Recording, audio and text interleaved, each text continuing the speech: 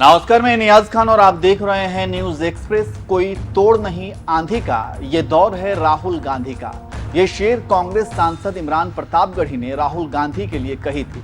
ये वही राहुल गांधी हैं जिसकी इमेज को खराब करने के लिए बीजेपी की आईटी सेल ने न जाने क्या क्या प्रोपेगेंडा किया। कभी उन्हें पप्पू बोला, कभी अपरिपक्व बताया, कभी बालक बुद्धि बताया, न जाने क्या क्या नैरेटिव गढ़ा। लेकिन राहुल गांधी इन सब प्रोपेगेंडा पर रिएक्ट करने के बजाय वो देश की सेवा करते रहें और जनता से जुड़े मुद्दों को उठाते रहें।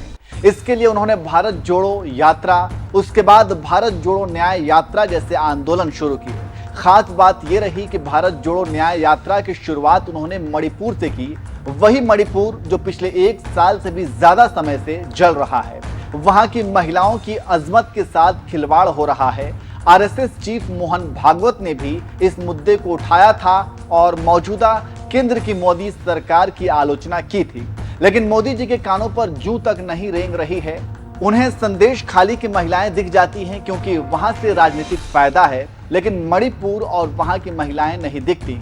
खैर, राहुल गांधी ने ये जो 2 यात्राएं शुरू की थी, इस दौरान उन्होंने पूरे देश का भ्रमण किया, लोगों से मिले, लोगों के दरवाजे पर जाकर उनकी समस्याएं जानी, उनका दर्द बांटा, जिसके बाद राहुल गांधी की छवि एक जन नेता के तौर पर उभरी। और इसका नतीजा क्या हुआ ये बताने की जरूरत नहीं है।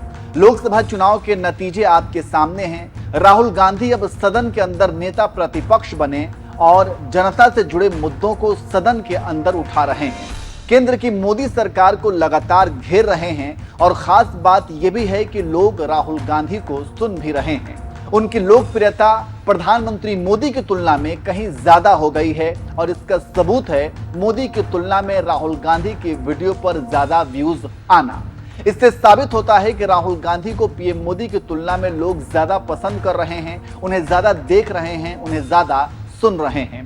खैर, अब जो हम आपको बताने वाले हैं उससे बीजेपी की नींद उड़ गई है। दरअसल कांग्रेस ने कुछ ऐसा ऐलान कर दिया है कि बीजेपी सदमे में आ गई है और खासकर प्रधानमंत्री नरेंद्र मोदी। आपको पता है कि भारत जोड़ो यात्रा, उसके बाद भारत जोड़ो न्याय यात्रा की वजह से बीजेपी को कितना नुकसान हुआ है। लेकिन कांग्रेस ने एक बार फिर से ऐसा ही कुछ ऐलान कर दिया है और फिर से कांग्रेस न्याय यात्रा निकालने जा रही है और इस बार मोदी के गढ़ गुजरात में। जी हां, आपको बता दें कि न्याय यात्रा गुजरात में पिछले 2 सालों में हुए बड़े हादसों के पीड़ितों को न्याय देने के लिए निकाली जा रही है। कांग्रेस की 300 किलोमीटर की इस यात्रा की शुरुआत 9 अगस्त से होगी। जानकारी के मुताबिक ये यात्रा गुजरात के राजकोट से शुरू होगी, जहां कुछ हफ्ते पहले ही एक बड़ी घटना हुई थी। कांग्रेस का मानना है कि गुजरात में कई बड़े हादसे हुए, यहां तक कि भ्रष्टाचार चरम पर है और इसके तार कहीं ना कहीं बीजेपी से जुड़े हुए हैं और इन हादसों में पीड़ितों को न्याय दिलाने के लिए ही न्याय यात्रा की शुरुआत की जा रही है। आपको पता है कि ऐसे ही भारत जोड़ो न्याय यात्रा की शुरुआत भी मणिपुर से हुई थी ताकि पिछले 1 साल से भी ज्यादा समय से हिंसा से पीड़ित लोगों को न्याय दिला सकें।